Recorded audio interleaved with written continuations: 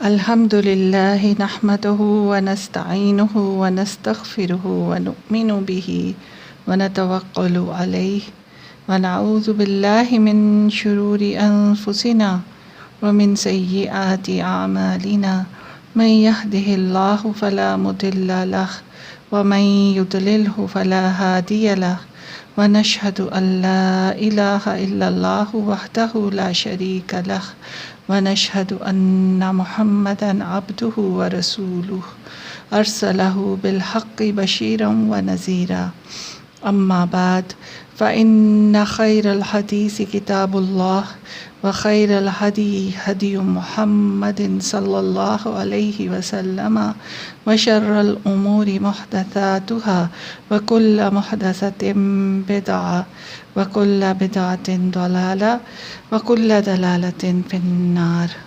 السلام علیکم ورحمۃ اللہ وبرکاتہ۔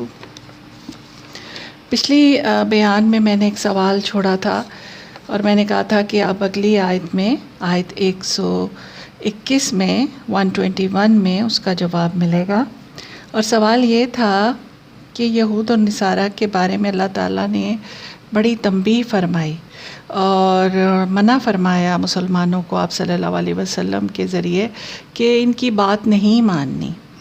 تو پھر بھی کئی ایسے یہود اور نصارہ ہیں جو ایمان لے آتے ہیں۔ تو یہ یہود اور نصارہ سے اللہ تعالیٰ کی جو ناراضگی کی وجہ ہے نا، وہ یہ ہے کہ ان کی خواہشات کی وہ پیروی کرتے ہیں، اپنی خواہشات کی وہ پیروی کرتے ہیں، وہ اللہ کی کتابوں کو اپنی مرضی سے ماننا چاہتے تھے۔ اسی لیے آپ صلی اللہ علیہ وسلم کو سخت تنبیہ ہوئی کہ ان کی بات نہیں ماننی۔ لیکن اب اس آیت میں، آیت 121 میں، یہود اور نصارہ کے ایسے لوگوں کا ذکر ہے جنہوں نے کتاب یعنی تورات اور انجیل پڑھی اور سنی تھی، اور ان کو دیکھ کر رسول صلی اللہ علیہ وآلہ وسلم کی تصدیق کی، صدق کے دل سے ایمان لا کر آپ کا اتباع کیا یعنی پیروی کی۔ چنانچہ ارشاد ہوتا ہے الذین آتیناہم الکتاب یتلونہ حق تلاوتہ، یعنی وہ لوگ جن کو ہم نے دی کتاب وہ اس کی ایسے تلاوت کرتے ہیں جیسا کہ اس کو تلاوت کرنے کا حق ہے۔ اب یہ وہ لوگ ہیں کہ جو مان جاتے ہیں جب، اور ان تک پہنچنے میں حق کو پہنچنے میں دیر کدھر سے ہے؟ آپ اور میری جانب سے دیر ہے۔ جب ان کو حق پہنچ جاتا ہے، ان کو مل جاتا ہے، تو یہ فوری طور پر قبول کر لیتے ہیں، کیونکہ انہوں نے اپنی کتابوں کو بھی مانا ہوتا ہے اور وہ پھر اس کو بھی مانتے ہیں آپ صلی اللہ علیہ وسلم پر جو نازل ہوئی، اور وہ حق ادا کرتے ہیں تلاوت کا، یعنی اس کے احکامات کو دل سے ماننا، کسی قسم کی اس میں تحریف نہیں کی، یہ ہے حق کا تلاوتی۔ انہوں نے پہلے بھی اپنی کتابوں کے ساتھ یہ کیا اور اسی لیے وہ ایمان لے آتے ہیں۔ تو یہ دل سے مان جاتے ہیں اور اس میں تحریف نہیں کرتے، نہ لفظی نہ معنوی رد و بدل کی۔ فرمایا یہی ہے کہ ایمان لاتے ہیں اس پر، یعنی اسلام قبول کر لیتے ہیں۔ اور اسلام کیا ہے؟ قرآن کریم پر جو ایمان لے آتا ہے وہ اسلام ہی ہے سارا، تو وہ اسلام قبول کر لیتے ہیں۔ اور جو لوگ اسلام قبول نہیں کرتے وہ تورات اور انجیل کا بھی انکار کرتے ہیں۔ یہ فرق ہے، یہ ڈفرنس ہے۔ اسی لیے ایسے جو یہود اور نصارہ ہیں نا، ان کی بات ماننے سے اور ان کے لیے ہی پیچھے جو ہیں یہ جتنے بھی احکامات آ رہے ہیں، اللہ تعالیٰ کی ناراضگیوں کی باتیں آ رہی ہیں، وہ ایسے ہی یہود اور نصارہ کے لیے ہیں جو اپنی کتابوں کو بھی نہیں مانتے۔ کتابوں کو تو مانتے ہیں لیکن کتابوں میں جو ہے اس کو نہیں مانتے، اس کو اپنی مرضی سے ماننا چاہتے ہیں۔ تو اللہ تعالیٰ فرما رہے ہیں کہ ایسے ہی ہیں جن کے لیے پھر خوشخبریاں ہیں۔ اور ان کتابوں میں حضور صلی اللہ علیہ وسلم کی جو باتیں آئی ہیں ان کو بھی وہ مان جاتے ہیں، ان کا انکار نہیں کرتے، اور جو کرتے ہیں یہی لوگ ہیں جو نقصان اٹھانے والے ہیں۔ جو انعامات الہی دین حق والوں کو عطا ہوئے یہ ان سے محروم رہے، اسی طرح اپنا ہی نقصان کیا۔ اس سے معلوم ہوا کہ اگر اہل کتاب نیک نیتی اور اخلاص سے کام لیں، ضد اور ہٹ درمی کو چھوڑ دیں تو قرآن کے قائل ہو جائیں گے، کیونکہ پہلے بھی انہوں نے اپنی باتیں مان لی، اپنی کتابوں کو مان لیا، اس کے احکامات کو مان لیا، اور پھر جب ان کے پاس حق آیا نبی پاک صلی اللہ علیہ وسلم کے ذریعے تو اس کو بھی مان گئے، اور نبی اکرم صلی اللہ علیہ وسلم کی صداقت پر ایمان لے آئے۔ تعریف الفرقان سے آتا ہے، جو اہل کتاب یہ نشانیاں اپنی کتابوں میں دیکھ لینے کے بعد اپنے منسوخ دین پر قائم رہتے ہیں، یعنی کہ وہ نشانیاں جو نبی پاک صلی اللہ علیہ وسلم میں موجود ہیں، اور پھر بھی وہ اپنے ہی پچھلی شریعت پر قائم رہنا چاہتے ہیں، تو جو کہ منسوخ ہو گئی ہے، تو پھر یہ اسلام دشمنی برقرار رکھتے ہیں۔ وہ ایسے نقصان میں ہیں کہ ان کا سارا علم جو ہے وہ اکارت جائے گا، ضائع ہو جائے گا۔ دوسرا، یہ عذاب الہی کے مستحق ہو گئے۔ ابن کثیر سے آتا ہے، یہ جو فرمایا کہ جن لوگوں کو ہم نے کتاب دی، ان سے کون لوگ مراد ہیں؟ اب یہاں پر آپ دیکھیے کہ ڈفرینٹ جو وہ ہیں ہمارے اسکالرز، ان کی کیا رائے آتی ہیں۔ تو قتادہ سے روایت ہے کہ یہود اور نصارہ ہیں۔ قتادہ کہتے ہیں کہ ان سے مراد جو حق ادا کرتے ہیں تلاوت کا وہ یہود اور نصارہ ہیں، اور یہ عبدالرزاق نے معمر سے روایت کیا ہے ابن ابی حاتم میں۔ سید نے قتادہ ہی سے روایت کیا ہے کہ ان سے مراد صحابہ کرام رضوان اللہ علیہم اجمعین ہیں، اور یہ الطبری سے ہے۔ تو آپ یہ دیکھیے کہ یعنی کہ جو اگر وہ یہود اور نصارہ ہیں نا، جیسے قتادہ نے فرمایا تو رحمت اللہ نے، تو وہ پھر مسلمان ہیں، اور یہ بھی مسلمان ہے، تو یہ اچھے جو اپنے آپ کو سپورٹ کر دیتے ہیں، سرنڈر کر دیتے ہیں اللہ کے حکم کے آگے، یہ ان کی بات ہے حق تلاوتی۔ ابن مسعود رضی اللہ تعالیٰ عنہ نے فرمایا، اس ذات کی قسم جس کے ہاتھ میں میری جان ہے، حق تلاوتی کے معنی ہیں کہ کتاب الہی کے حلال کو حلال اور حرام کو حرام سمجھا جائے، اور اسی طرح پڑھا جائے جس طرح اللہ تعالیٰ نے اس کو نازل فرمایا ہے۔ یہ 2 پوائنٹس ہو گئے، ٹھیک ہے۔ اور تیسرا پوائنٹ کیا یہ دے رہے ہیں ابن مسعود رضی اللہ تعالیٰ عنہ، کہ کلمات میں نہ کوئی تحریف کی جائے۔ عمر بن خطاب رضی اللہ تعالیٰ عنہ نے فرمایا، ان سے مراد وہ لوگ ہیں جو تلاوت کرتے ہوئے آیت رحمت آئے تو اللہ تعالیٰ سے اس کی رحمت کا سوال کرتے ہیں، اور جب عذاب کی آیت آئے تو عذاب الہی سے پناہ مانگتے ہیں۔ یہی حضور صلی اللہ علیہ وسلم کے انداز تلاوت کے بارے میں ہے، اور یہ جو ہے مسلم کی روایت ہے۔ تو ادھر بھی آپ کو اب یہ جو اسکالرز کے ویوز آ گئے، اور اس کے بعد صحابہ کے 2 کے آگے، تو ان سے ہمیں کیا بات پتہ چلی حق تلاوتی کی، کہ سب سے پہلی یہ بات آتی ہے کہ یہ جو ہے اس کے حرام کو حرام اور حلال کو حلال سمجھتے ہیں۔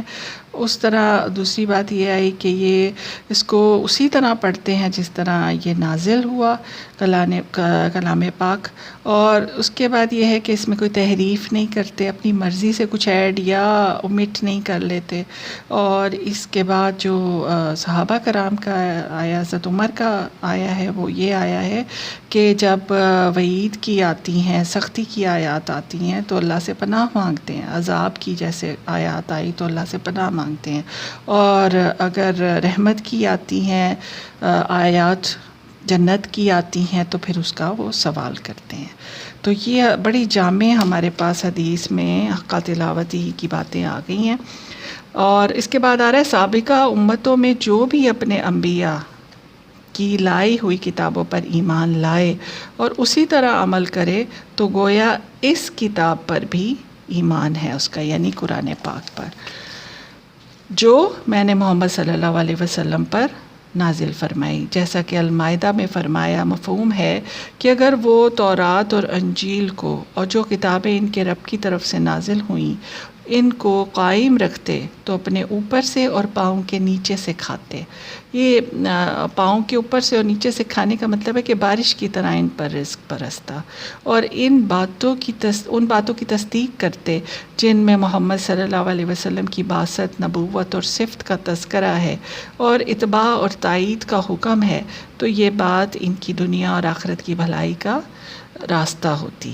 اور جو بھی اس کا انکار کرے تو فرمایا فَأُولَئِكَ هُمُ الْخَاسِرُونَ، بس یہی لوگ خسارہ پانے والے ہیں.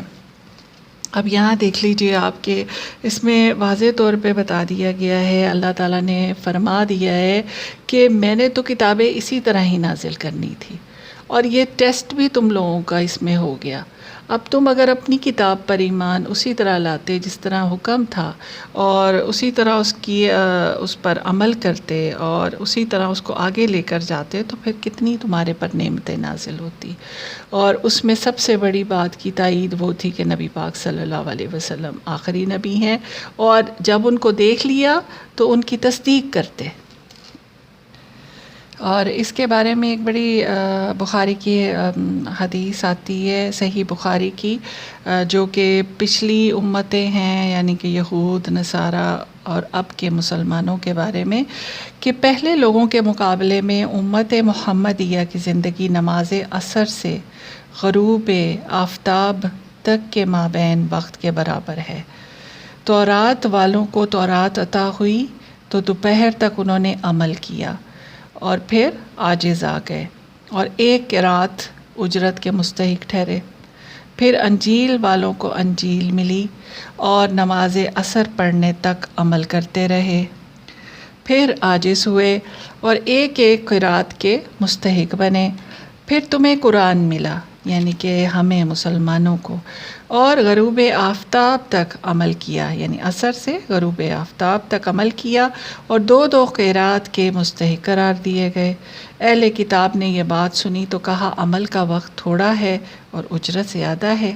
اللہ تعالیٰ نے فرمایا کیا میں نے تمہارے حق میں کمی کی ہے؟ انہوں نے کہا نہیں.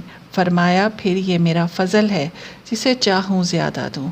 یعنی کہ پیچھے اگر تم لوگ یہ ایک دہاڑی دار مزدور کی مثال ہے، یعنی کہ صبح وہ اٹھا ہے اور اس نے کام کیا اور اس کی جو ڈیوٹی ہے وہ مغرب سورج کے غروب ہونے تک کی ہے. اب یہود نے کیا کیا، اپنا کام جتنا کیا مکمل نہیں کیا، چھوڑ کر چلے گئے. تو ظاہر ہے کہ وہ جو ایسا مزدور ایسے کام کرے گا اس کو کہاں، کئیوں کو تو ملتی بھی نہیں ہے اجرت، ٹھیک ہے. اس کے بعد جو آئے نصارہ، انہوں نے پھر جو کام کیا اس کو وہ غروب آفتاب تک نہیں لے کر گئے، ٹھیک. تو وہ ان کو بھی کیسے مل سکتی تھی، نہ پچھلا کام کیا نہ اگلا کیا، بیچ کا کیا. تو جو آخری امت آئی ہے مسلمانوں کی اور ان کو قرآن پاک ملا ہے، تو ان کو عصر سے مغرب کا ٹائم ملا، انہوں نے اپنی پوری ڈیوٹی دی، جتنا ان کو دیا گیا تھا کام اتنا دیا اور ان کو اجرت بھی زیادہ ملی. تو اب یہاں پر یہی بات سمجھنے والی ہے کہ اگر شروع والے آخر تک اللہ کی احکامات کو مانتے رہیں تو وہ تو کتنی اجرت کے اور کتنی فضیلتوں کے وہ حقدار ٹھہریں گے. اب انہی آج کے اس بیان کے اندر میں جو ہے وہ یہاں پر وہی چیزیں ڈسکس کروں گی کہ ہم دیکھتے ہیں کہ کتاب سے دوری، قرآن پاک سے دوری کیا کیا جو ہے وہ خباثتیں اور کیا کیا مشکلات زندگی میں لے آتی ہے. کہ آپ اگر ابھی آج کسی سے پوچھیں تو وہ یہی کہیں گے، خواہ ان کے پاس بہت کچھ ہو، ہر آسائش ہو، صحت ہو، سب کچھ ہو، تو وہ اگر آپ ان سے بات کریں گے تو وہ کچھ نہ کچھ دکھی ہوں گے. اور اس کے برعکس کچھ ایسے لوگ ہیں جن کے پاس کچھ بھی نہیں ہوتا، لیکن آپ ان کو دیکھیں گے تو وہ حشاش بشاش ہوں گے اور ہر وقت اللہ کے شکر گزار ہوں گے. اب یہ فرق بیچ میں کیا آتا ہے، یہ کچھ لوگوں کی زندگی میں یہ خلا کیوں ہے کہ ان کو ایسے لگتا ہے کہ زندگی گزر رہی ہے اور ہم نے ابھی تک کچھ نہیں کیا، یہ ان کے ذہن میں رہتا ہے اور وہ ایک انجانے ڈپریشن میں پھنسے رہتے ہیں. یہ ان کے لیے انجانا ہے، لیکن یہ جان لینا چاہیے، سمجھ لینا چاہیے کہ ہمیں اللہ تعالیٰ نے دنیا میں کیوں بھیجا ہے. ٹھیک ہے، یہ پیچھے بہت زیادہ لمبی ہم بات کر چکے ہیں. اس مقصد کو سمجھنے کے لیے، اس دنیا میں اپنے قیام کو بہترین بنانے کے لیے ہمیں کتاب دی گئی ہے، ہدایت دی گئی ہے۔ جب جس انسان نے اس قرآن پاک کو کھولا ہی نہیں، اس ہدایت کو اس نے جانا ہی نہیں، تو آپ سوچیں کہ پھر اس کی زندگی میں تو پھر ایک وائڈ، ایک خلا تو رہ گیا نا۔ تو یہ جو خلا ہے یہ صرف جو ہے قرآن کی وجہ سے ہی مکمل ہوگا، اور یہ تبھی ہوگا جب وہ قرآن کا وہ حق ادا کریں گے جو اس کا حق ہے۔ تو یہ بہت اہم آیات سے ہم آج دیکھیں گے کہ قرآن پر ایمان کے بارے میں بات ہوگی، اور اس کے بعد حقوق و آداب کی بات ہوگی، اور پھر اس کے ساتھ ساتھ پریکٹیکلی جو قرآن کے ساتھ ہم دیکھ رہے ہیں کہ آج کل ہو رہا ہے، تو اس پر ایک بہت دکھی کرنے والی ایک نظم ہے قرآن کی فریاد، تو وہ بھی آج آپ کے ساتھ میں شیئر کروں گی انشاءاللہ تعالی۔ تو اب ہم دیکھتے ہیں کہ قرآن پر ایمان جو ہے وہ اس کے بارے میں کیا آیات آ رہی ہیں، کتاب اور سنت سے کیا دلائل ملتے ہیں۔ تو یہ جو کتاب ہے قرآن پاک، یہ ربانی تشریح پر مشتمل ہے۔ اس کے اتارنے والے نے وعدہ کیا ہے کہ جو اس پر عمل کرے گا وہ دنیا اور آخرت کی کامیابی حاصل کرے گا، اس کی زندگی میں کوئی خلا نہیں رہے گا، اور اعراض کرنے والوں کو بدبختی کی وعید سنائی ہے۔ یہ وہ کتاب ہے جس کے بارے میں اللہ تعالیٰ نے ضمانت دی ہے کہ اس میں کمی بیشی اور تبدیلی نہیں ہو سکتی، اور قیامت تک یہ دنیا میں رہے گی۔ آپ دیکھیں کہ پچھلی کتابوں کے حافظ کوئی نہیں ہے، بلکہ پچھلی کتابوں کے کیا، دنیا میں ابھی تک کوئی ایسا انسان نہیں جس نے کوئی کتاب حفظ کی ہو۔ واحد یہ ایک معجزہ ہے کہ قرآن پاک کے حفاظ ہیں، اور چھوٹے چھوٹے بچے حفظ کر لیتے ہیں۔ یہ کیا ہے؟ یہ معجزہ ہے، اور یہ اللہ کی وہی بات ہے جو اللہ تعالیٰ نے فرمائی ہے۔ اب ہم دیکھتے ہیں کہ اللہ تعالیٰ قرآن پاک میں اپنی کتاب کے بارے میں کیا فرماتے ہیں۔ فرمان ہے سورۃ الفرقان کی آیت ہے، تبارک الذی نزل الفرقان علی عبدہ لیکون للعالمین نذیرا۔ بابرکت ہے وہ اللہ جس نے اپنے بندے پر فرقان یعنی قرآن اتارا تاکہ وہ جہان والوں کے لیے ڈرانے والا ہو۔ دیکھیے ڈر جو ہوتا ہے نا وہی عمل کرواتا ہے۔ ماں باپ کا بھی اگر ڈر ہو تو بچے کچھ کر جاتے ہیں، اور جو لاڈ پیار میں پلتے ہیں وہ کبھی بھی نعمتوں کی شکر گزار نہیں بنتے۔ اس کے بعد ارشاد اعلیٰ ہے، سورہ یوسف کی آیت ہے، اے پیغمبر ہم اس قرآن کے ذریعے سے جو ہم نے تمہاری طرف بھیجا ہے تمہیں ایک نہایت اچھا قصہ سناتے ہیں، اور اگرچہ تم اس سے پہلے بے خبر تھے، وَإِن كُنتَ مِن قَبْلِهِ لَمِنَ الْغَافِلِينَ۔ اب اس بات سے یہ پتہ چلتا ہے کہ آپ صلی اللہ علیہ وسلم نے یہ قرآن تصنیف نہیں کیا کسی راہب سے سن کر۔ اور یہاں پر جو قصے کی بات ہے تو سورہ یوسف ہے، تو قصہ یوسف علیہ السلام ہے۔ اس کے بعد فرمان الہی ہے، اے پیغمبر ہم نے تم پر سچی کتاب نازل کی ہے تاکہ آپ اللہ تعالیٰ کی ہدایت کے ساتھ لوگوں میں فیصلہ کریں اور خیانت کرنے والوں کا حمایتی نہ بنیں۔ یہاں پر اب آیات پر جب آپ غور کریں گے تو اب کمال کی آیات ہے کہ اللہ تعالیٰ کیسی تربیت فرما رہے ہیں کہ آپ نے فیصلہ کرنا ہے۔ تو کیا دنیا میں فیصلہ نبی پاک صلی اللہ علیہ وسلم کی مرضی سے اب ہو رہا ہے؟ ہم مسلمانوں میں ہو رہا ہے؟ یہ ہم نے سوچنا ہے۔ اس کے بعد آتا ہے اور ارشاد اعلیٰ ہے، سورۃ المائدہ کی آیات ہیں، اے اہل کتاب، اب یہ اہل کتاب سے خطاب ہے، تمہارے پاس ہمارا رسول آ چکا ہے، جو کچھ تم کتاب میں سے چھپاتے تھے وہ اس میں سے بہت سی باتیں تمہیں کھول کھول کر بیان کر دیتا ہے، اور بہت سی چیزوں سے درگزر کرتا ہے۔ تمہارے پاس اللہ تعالیٰ کی طرف سے روشنی اور واضح کتاب آ چکی ہے، جس کے ذریعے اللہ ان لوگوں کو سلامتی کی راہوں کی ہدایت دیتا ہے جو اس کی رضا کے کام کرتے ہیں، عمل کرنے والے لوگ ہیں۔ تو اللہ تعالیٰ پھر ان کو ہی سلامتی کی راہوں کی طرف ہدایت دیتے ہیں اپنے حکم سے، اور یہ رضا کے کام کرنے ہیں۔ یہ نہیں کہ آپ کے ہر کوئی کام کر رہا ہے، نہیں، اللہ کی رضا کے کام۔ اس کے بعد فرما رہے ہیں کہ اپنے حکم سے ان کو تاریکیوں سے نکال کر نور ایمان کی طرف لاتا ہے اور ان کو سیدھے راستے پر چلاتا ہے۔ ایک اور ارشاد اعلیٰ ہے سورہ طٰہٰ میں، اور یہ ان کے لیے ہے، ڈر لگتا ہے ایسی چیزیں پڑھ کر، اللہ تعالیٰ کے احکامات پڑھ کر، کہ جو سمجھتے ہیں کہ قرآن کو جو ہے وہ ہم آخری عمر میں پڑھیں گے سمجھ کر، اور یہ آخری عمر کے کام ہے، سکون سے پھر ہم کریں گے۔ ایون کہ حج کو بھی کئی لوگ اپنی آخری عمر پر لے جاتے ہیں، حالانکہ یہ تو زندگی گزارنے کے طریقے ہیں۔ اس میں آ رہا ہے سورہ طٰہٰ میں، فَمَنِ اتَّبَعَ هُدَايَ فَلَا يَضِلُّ وَلَا يَشْقَىٰ وَمَنْ أَعْرَضَ عَن ذِكْرِي فَإِنَّ لَهُ مَعِيشَةً ضَنكًا وَنَحْشُرُهُ يَوْمَ الْقِيَامَةِ أَعْمَىٰ۔ بس جو میری ہدایت پر چلے گا وہ نہ تو گمراہ ہوگا اور نہ بدبخت، اور جو میرے ذکر سے اعراض کرے گا اس کے لیے تنگ زندگی ہوگی، اور ہم اسے قیامت کے دن اندھا اٹھائیں گے۔ اللہ پاک اپنی پناہ میں رکھیں اس سے۔ اب دیکھیں، یہ وہی بات آ گئی جو پیچھے میں نے کہی تھی کہ کچھ لوگ یہ ان کی زندگی میں سکون نہیں ہے، اور کبھی کاروبار میں کچھ آ گیا، کبھی صحت کو کچھ ہو گیا، کبھی کچھ آ گیا، کبھی کچھ آ گیا، یا کچھ بھی نہیں ہوا تو وہ پھر بھی ڈپریسڈ ہے۔ تو یہ تنگ زندگی ہے۔ آپ نے ایسے بہت سے لوگ دیکھے ہوں گے کہ اگر وہ ٹی وی دیکھ رہے ہیں اور اس وقت وہ چینل چینج کر رہے ہیں، تو اگر قرآن کی آیات کہیں چل رہی ہیں تو وہ ادھر رکتے بھی نہیں ہیں تھوڑی دیر، اور ایسے غافل ہو جاتے ہیں۔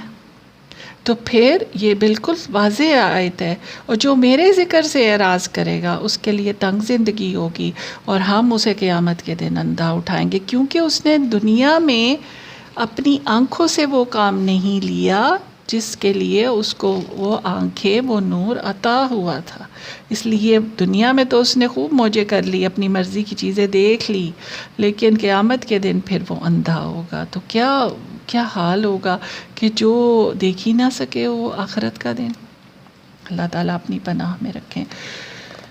اور اس کے بعد یہ فرمان ربانی بھی ملاحظہ فرمائیں، سورہ فصلت کی آیات ہے، اور یہ تو ایک اعلیٰ مرتبہ کتاب ہے، اس پر جھوٹ کا دخل نہ تو آگے سے ہو سکتا ہے اور نہ پیچھے سے، یعنی کہ اس میں کوئی اپنی مرضی نہیں چلا سکتا، جھوٹی بات نہیں کر سکتا۔ حکمت اور تعریف والے اللہ کی طرف سے اتاری ہوئی ہے، جبکہ اللہ سبحانہ و تعالیٰ کا یہ وعدہ ہے، اِنَّا نَحْنُ نَزَّلْنَا الذِّكْرَ وَإِنَّا لَهُ لَحَافِظُونَ۔ سورہ الحجر کی آیت ہے، بے شک ہم نے ہی ذکر یعنی قرآن اتارا ہے اور ہم ہی اس کے محافظ ہیں۔ بعض لوگ کہتے ہیں نا ذکر الہی میں لگے رہتے ہیں اور وہ ایک خاص نام کو ورد کرتے رہتے ہیں اور وہ کہتے ہیں ہم ذکر اذکار کر رہے ہیں، تو اللہ تعالیٰ نے کیا فرمایا ہے یہاں پر؟ ذکر جو ہے وہ قرآن پاک کو فرمایا گیا ہے۔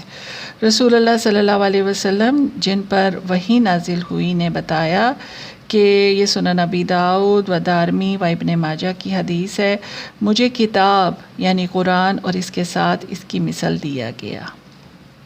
نیز فرمایا تم میں بہتر وہ ہے جو قرآن سیکھے اور سکھائے۔ اس کے بعد ارشاد فرمایا کہ صرف 2 آدمیوں پر رشک کرنا چاہیے، لا حسد الا فی اثنتین، ایک وہ جسے اللہ تعالیٰ نے قرآن کا علم دیا ہے، وہ دن رات اسے پڑھتا ہے، اور دوسرا وہ جسے اللہ تعالیٰ نے مال عطا کیا ہے، وہ اسے دن رات اللہ کی راہ میں لٹاتا ہے۔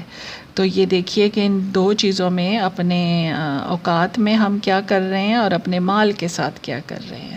اس کے بعد آتا ہے، اور آپ نے فرمایا صلی اللہ علیہ وآلہ وسلم نے کہ ہر نبی کو نشانیاں دی گئی ہیں جن کی انسانوں نے تصدیق کی، مجھے وحی کی نشانی عطا ہوئی جو اللہ تعالیٰ نے میری طرف وحی کی ہے، میں امید کرتا ہوں کہ قیامت کے دن میرے پیروکار زیادہ ہوں گے انشاءاللہ۔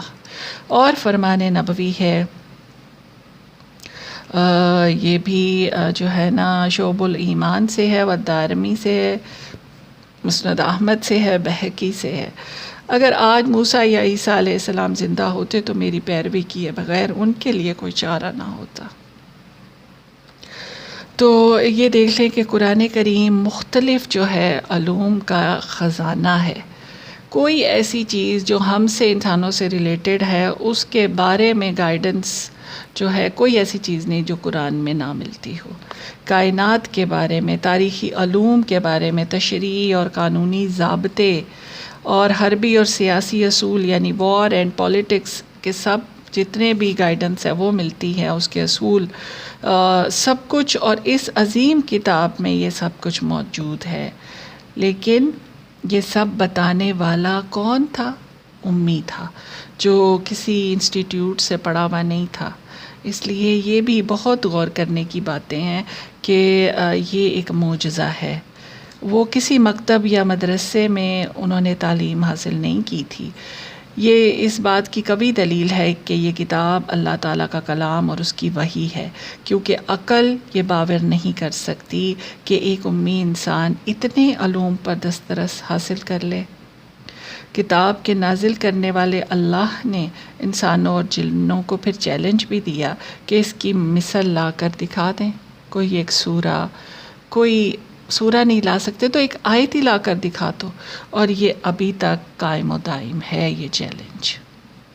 اس کے ساتھ ساتھ قرآن پاک میں بعض ایسے امور غیبیہ کا بھی تذکرہ کیا گیا، یعنی کہ وہ ایسی چیزیں جو ابھی تک پیش بھی نہیں آئی ہیں، اور جن میں سے بعض قرآن کے بیان کے مطابق وقوع پذیر ہو بھی چکے ہیں اور ابھی کچھ نہیں بھی ہوئے ہیں۔ تو یہ بھی اس کی حقانیت کی دلیل ہے، یعنی کہ 1500 سال پہلے نازل ہونے والی کتاب میں موسٹ ایڈوانسڈ سائنٹیفک جو تھیریز ہیں وہ مل جاتی ہیں، اور کائنات کے بڑے بڑے راز مل جاتے ہیں، ایون کہ انسان کی جو پوری ساخت ہے اس کے بارے میں بتا دیا گیا، انسان بنتا کیسے اس کے بارے میں بتا دیا گیا۔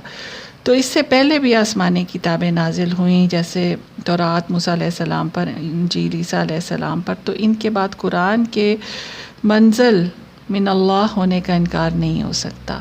کیا عقل نزول قرآن کو محال قرار دیتی ہے یا اس کو ممنوع بتاتی ہے؟ نہیں، بلکہ عقل کا تقاضا یہ ہے کہ قرآن پاک نازل شدہ ہے اور اللہ کی طرف سے نازل شدہ ہے۔ آئیے اب تھوڑا کتاب اللہ کا ادب بھی جان لیتے ہیں۔ قرآن کریم اللہ کا کلام ہے جس کے ارد گرد جھوٹ نہیں پھٹک سکتا۔ جو اس کے مطابق بات کرے وہ سچا ہے، جو اس کے موافق فیصلہ کرے وہ عادل ہے۔ قرآن کو ماننے والے اللہ کے مقرب ہیں، اس پر عمل کرنے والے کامیاب اور کامران ہیں، اور اس سے اعراض کرنے والے تباہ و برباد ہیں۔ ایک مسلمان کے دل میں کتاب اللہ کی عظمت اور تقدیس اس سے اور بھی بڑھ جاتی ہے کہ رسول اللہ صلی اللہ علیہ وسلم نے اس کے فضل اور شرف اور قدوسیت کا بائیں الفاظ میں اظہار کیا ہے۔ قرآن پڑھو، یہ قیامت کے دن اس پر عمل کرنے والے کے لیے سفارشی بن کر آئے گا۔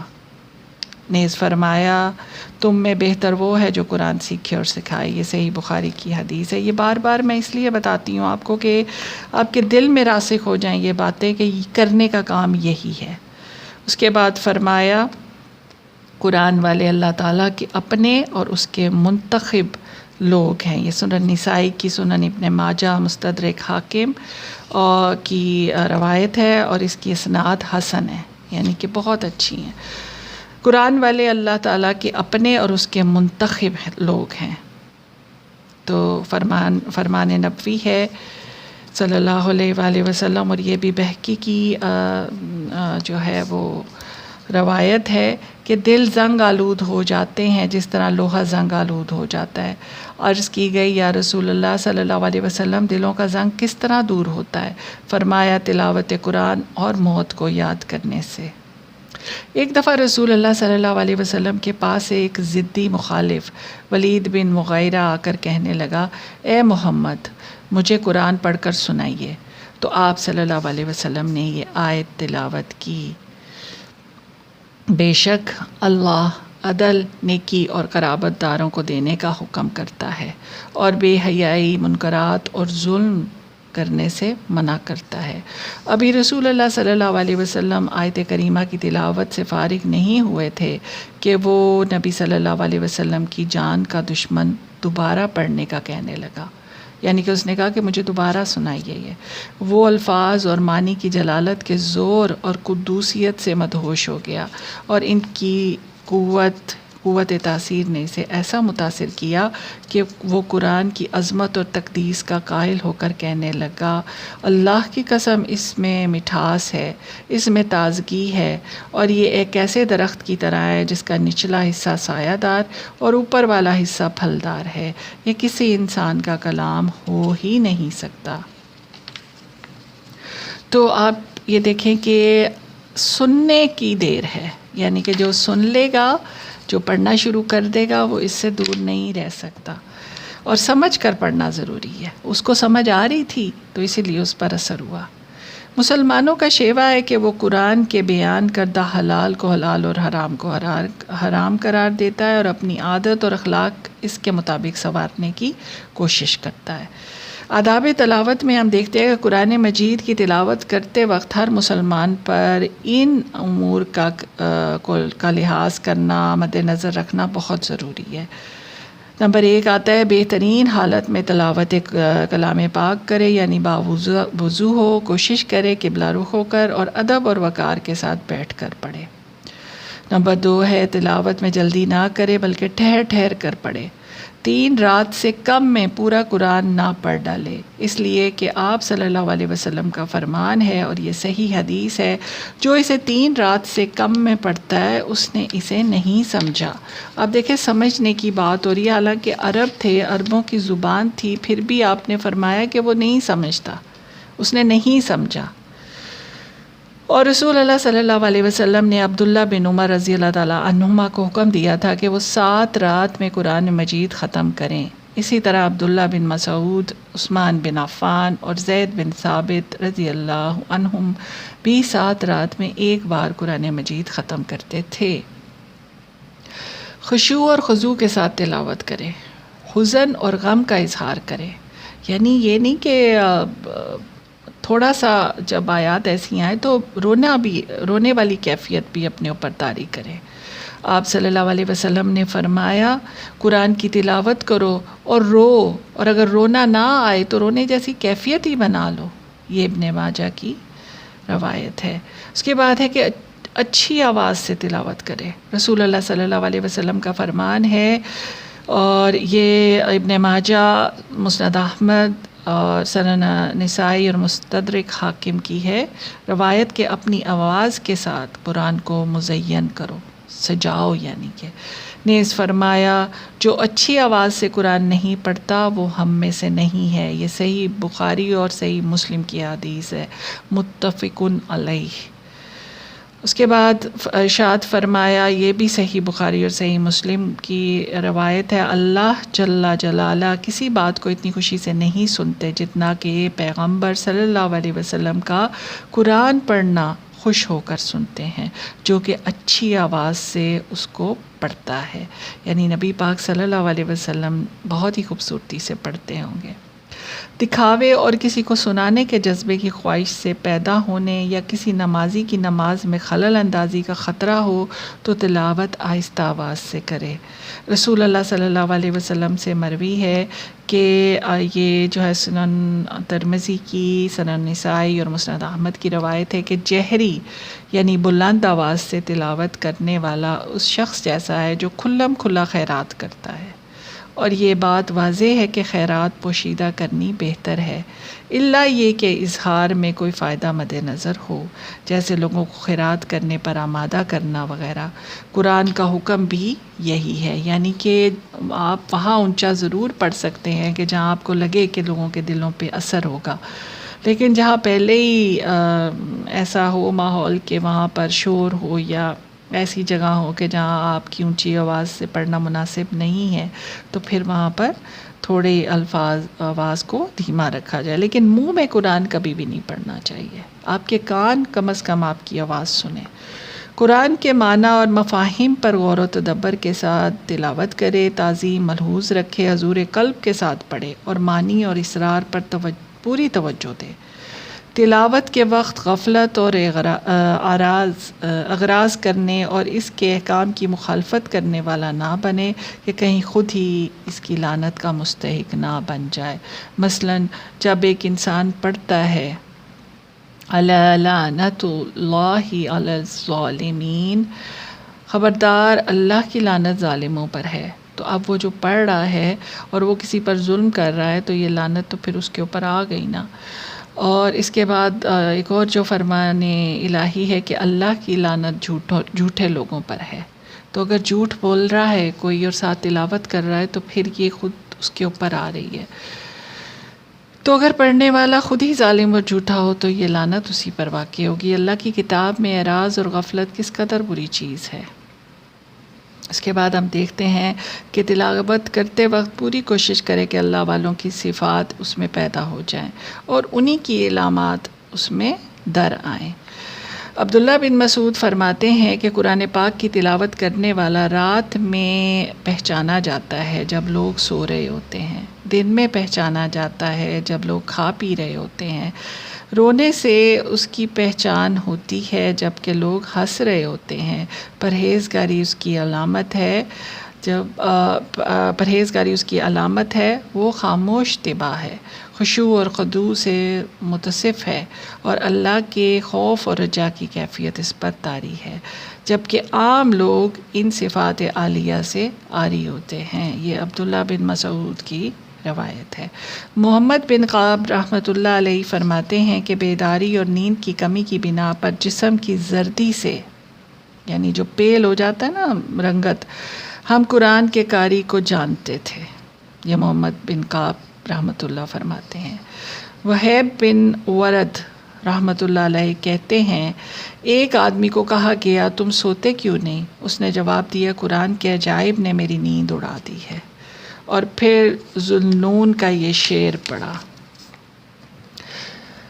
اور اس میں آ رہا ہے کہ قرآن کے وعدہ او وعید نے راتوں میں آنکھوں کی نیند ختم کر دی ہے. انہوں نے بڑے بادشاہ کے کلام کو سمجھ لیا ہے، تبھی تو ان کی گردنیں اس کے آگے نیچی اور جھکی ہوئی ہیں. اگر ہم ان پوائنٹس بنا کر لیتے ہیں جو بھی میں نے باتیں کی ہیں، تو اس میں سب سے پہلا جو حق تلاوت ہی میں آتا ہے وہ آتا ہے ایمان لانا قرآن پاک پر، یعنی اس کو مان جانا. اور یعنی اس میں آپ دیکھیں کہ یہ نہیں ہو کہ بعض کتاب کے حصے کو لے لینا اور بعض کو چھوڑ دینا، سلیکٹیو ہو کے نہیں بلکہ مکمل کو لینا ہے. وہ پیچھے آتی ہے نا آیت 85 میں آیا فَتُؤْمِنُونَ بِبَعْضِ الْكِتَابِ وَتَكْفُرُونَ بِبَعْضٍ، کیا پھر تم مانتے ہو ساتھ بعض کتاب کے اور تم انکار کرتے ہو ساتھ بعض کے؟ تو یہ نہیں کرنا. تو ایمان لانا ہے تو پوری کتاب پر لانا ہے. پھر اس کے بعد سیکنڈ پوائنٹ آتا ہے مخارج اور ترتیل اور ترتیب سے پڑھنا ہے، یعنی جس لہجے میں نازل ہوئی اسی میں اس کو سیکھنا ہے، اسی لہجے میں پڑھنا ہے.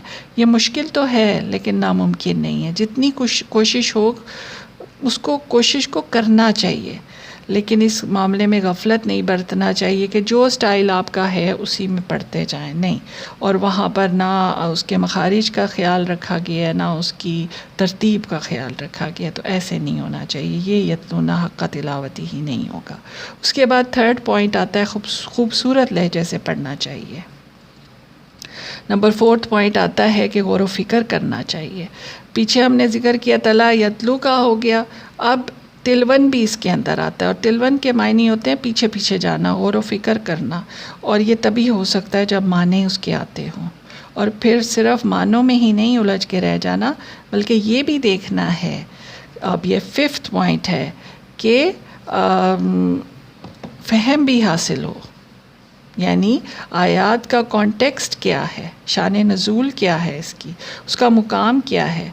اور پھر صرف ایک ہی آیت کو لے کر نہیں چلنا سمجھنا، بلکہ اس سے ملتی جلتی دوسری آیات کو بھی دیکھنا ہے، غور و فکر کرنا ہے، ملانا ہے آیات کو. پھر اس کے بعد آتا ہے 6 پوائنٹ آ گیا، وہی غور و فکر آ گیا کہ صرف آیتوں کو آیتوں سے ہی نہیں دیکھنا، بلکہ جس پر یہ قرآن نازل ہوا یعنی نبی پاک صلی اللہ علیہ وسلم پر، تو ان کو کہا گیا نا کہ کانا خلقہ القرآن، جن کا اخلاق ہی قرآن تھا، تو انہوں نے اسے کیسے لیا، کیسے سمجھایا، کیا فرمایا، اسے بھی لینا ہے، یعنی احادیث کو بھی ساتھ لے کر چلنا ہے۔ اس کے بعد 7 پوائنٹ آتا ہے اس پر عمل کرنا ہے، یعنی کہ یہ صرف پڑھنے کے لیے نہیں آئی کتاب کہ اس کی آپ رمضان میں 3-4 دفعہ اس کو مکمل کر کے خوش ہو جائیں یا ایک دفعہ کر کے مکمل خوش ہو جائیں، نہیں، یہ تو ہدایت ہے۔ تو ہدایت کیسے ملے گی؟ جب آیات پر عمل ہوگا، جب ان کو سمجھا جائے گا، پیچھے سے وہی سیکوینس سے آپ آئیں گے۔ صحابہ کرام نے کیسے اس کو پڑھا، کیسے عمل کیا؟ تو صحابہ کرام علم اور عمل ساتھ ساتھ رکھتے تھے، تو یہی ہم نے انہی کو فالو کرنا ہے، سلف صالحین تک ہم نے فالو کرنا ہے۔ تو انہوں نے قرآن کو نیچرلی لیا تھا، اور اسی طرح کیونکہ ان کی زبان تھی، لیکن ہمیں تھوڑی سی جدوجہد کرنی پڑے گی، اس کو سیکھنا پڑے گا۔ اس کے بعد 8واں پوائنٹ آتا ہے کہ اس کو آگے بھی پہنچانا ہے، ٹھیک ہے، یعنی کہ دوسروں کو بھی بتایا جائے۔ اور جیسے کہ میں اب یہ کام کر رہی ہوں، اسی لیے کر رہی ہوں کہ اتنی فضیلتیں، اتنی چیزیں ملی ہیں، اتنے انعامات ملے ہیں۔ قرآن پاک کو پڑھ کے شروع میں آئی تھی تکالیف، لیکن الحمدللہ وہ بھی اس وقت لگی نہیں تھی، محسوس نہیں ہوئی تھی، اور اللہ تعالیٰ نے ایسے جیسے ہاتھ پکڑ کے ہر چیز سے باہر نکال لیا۔ تو وہی دل میں جذبہ لے کر یہ کام کر رہی ہوں کہ جو خیر مجھے ملی ہے میں اوروں کو بھی بتا دوں اس کے بارے میں۔ اور ڈاکٹر اسرار احمد نے اس کے بارے میں بڑی زبردست بات فرمائی تھی کہ مطلب جو اس علم کو دوسروں کو سکھاتا ہے، تو دوسروں کو اس تعلیم کا فائدہ ہو نہ ہو، وہ اس کو یہ فائدہ دے گی، یعنی کہ جتنا آپ دوسرے کو بتائیں گے اتنا ہی آپ کے عمل میں، آپ کے علم میں پختگی آتی جائے گی۔ تو یہ بہت امپورٹنٹ چیز ہے، اس کو یہ 8 پوائنٹس کو لے کر آپ نے چلنا ہے، یہ حقہ تلاوتی ہی ہے۔ اور اب ہم دیکھتے ہیں وہ نظم کو، اس نظم کو پڑھتے ہیں جو قرآن کی فریاد ہے، کہ جو کہ قرآن کے ساتھ ہو رہا ہے۔ طاقوں میں سجایا جاتا ہوں، آنکھوں سے لگایا جاتا ہوں، تعویذ بنایا جاتا ہوں، دھو دھو کے پلایا جاتا ہوں، جزدان حریر اور ریشم کے، پھول ستارے چاندی کے، پھر عطر کی بارش ہوتی ہے، خوشبو میں بسایا جاتا ہوں۔ یعنی کہ قرآن پاک کو اتنے خوبصورت سنجافوں میں لپیٹ کر سونے وہ ستاروں کے اور ریشم کے، اور پھر اس کو ایسی جگہ پہ طاقوں میں رکھ دیا جاتا ہے سجا کے کہ جہاں پر عام پہنچا نہ جا سکے، اور جب اتارا جاتا ہے تو بس آنکھوں سے لگایا جاتا ہے یا اس کے اوپر عطر کی بارش کر دی جاتی ہے۔ جیسے کسی طوطے مینا کو کچھ بول سکھائے جاتے ہیں، اس طرح پڑھایا جاتا ہوں، اس طرح سکھایا جاتا ہوں۔ کچھ قول و قسم لینے کے لیے تکرار کی نوبت آتی ہے، پھر میری ضرورت پڑتی ہے، ہاتھوں پہ اٹھایا جاتا ہوں۔ دل سوز سے خالی رہتے ہیں، یہ وہی سوز ہے، وہی اثر ہے جو ہمیں اللہ کی عذاب کی آیات آئے تو اس پر رونا آ جاتا ہے، معافی مانگتے ہیں، اور جب جنت کا ذکر آئے تو خوش ہو جاتا ہے۔ تو یہ وہ ہے، دل سوز سے خالی رہتے ہیں، آنکھیں ہیں کہ نم ہوتی ہی نہیں، کہنے کو میں ایک ایک جلسے میں پڑھ پڑھ کے سنایا جاتا ہوں۔ یعنی کہ وہ جب کوئی بھی ایونٹ ہوتا ہے تو شروع میں خانہ پوری کی جاتی ہے کہ تلاوت قرآن سے شروع کیا جا رہا ہے۔ نیکی پہ بدی کا غلبہ ہے، سچائی سے بڑھ کر دھوکا ہے، ایک بار ہنسایا جاتا ہوں، 100 بار رلایا جاتا ہوں۔ رلایا کیوں جاتا ہوں؟ یہ فریاد ہی ہے نا قرآن پاک کی۔ تو یعنی میرے خلاف چل رہے ہیں، جس کام کے لیے میں آیا ہوں وہ مقصد پورا نہیں ہو رہا۔ یہ میری عقیدت کے دعوے، قانون پہ راضی غیروں کے۔ بات تو کہتے ہیں کہ جی قرآن ہماری کتاب ہے، آنکھوں سے یہ سب کچھ ہو رہا ہے، لگاتے ہیں اور سارا کچھ ہوتا ہے، لیکن قانون تو ہمارا نہیں ہے، وہ تو کسی اور کا ہی سنتے ہیں۔ یوں بھی مجھے رسوا کرتے ہیں، ایسے بھی ستایا جاتا ہوں، کس بزم میں میرا ذکر نہیں، کس عرس میں میری دھوم نہیں. یعنی ہر عرس میں قرآن کی کوئی نہ کوئی آیت کوٹ کر دی جاتی ہے یا لگا دی جاتی ہے لکھ کر. پھر بھی میں اکیلا رہتا ہوں مجھ سا بھی کوئی مظلوم نہیں. پھر بھی میں اکیلا رہتا ہوں مجھ سا بھی کوئی مظلوم نہیں. ہمارے گھروں میں قرآن اکیلا رہتا ہے.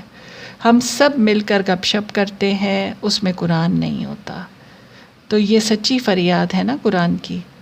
یہ تو ان کی حالت ہے جو قرآن والے ہیں، اہل القرآن ہیں، یعنی کہ جن کو قرآن ملا ہے، مسلمان ہیں. اور اکثریت تو ایسی ہے جس کے پاس ہے ہی نہیں ہے.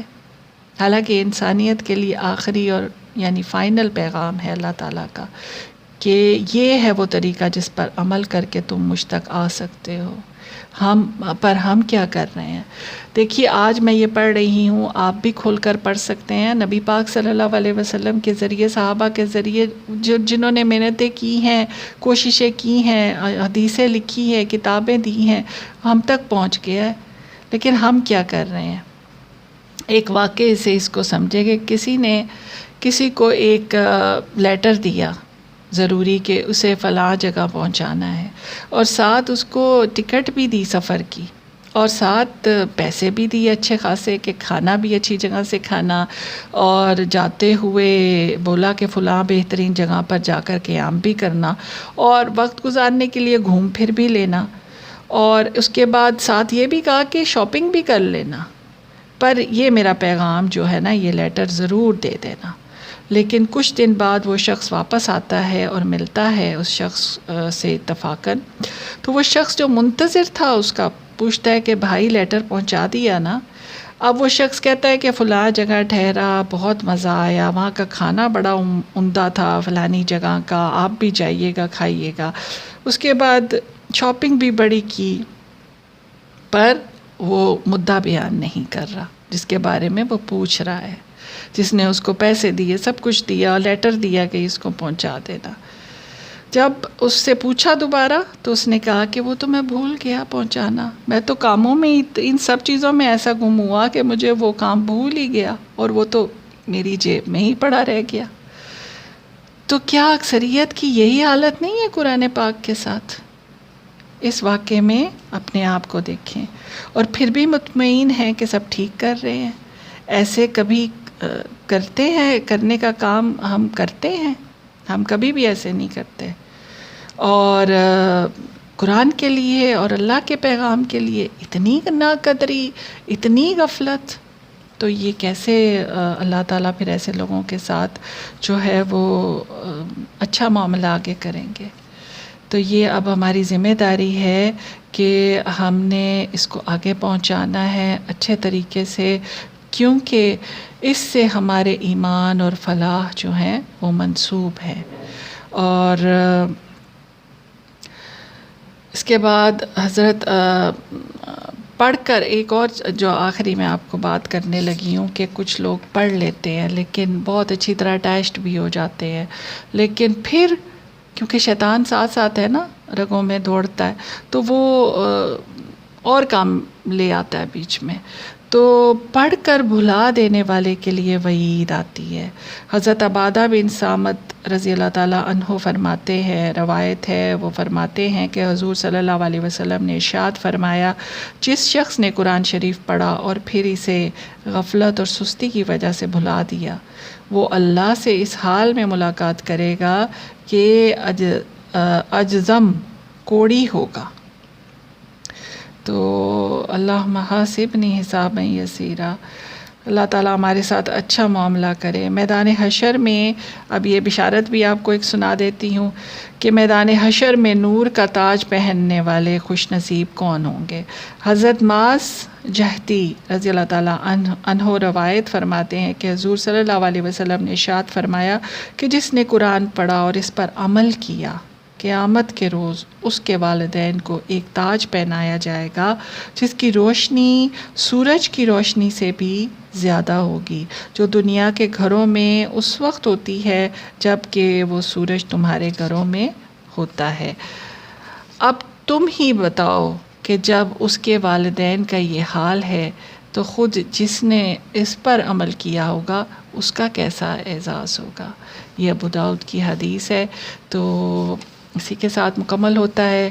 دعا ہے کہ آپ لوگ قرآن کو پڑھنے والے، اس پر عمل کرنے والے بن جائیں۔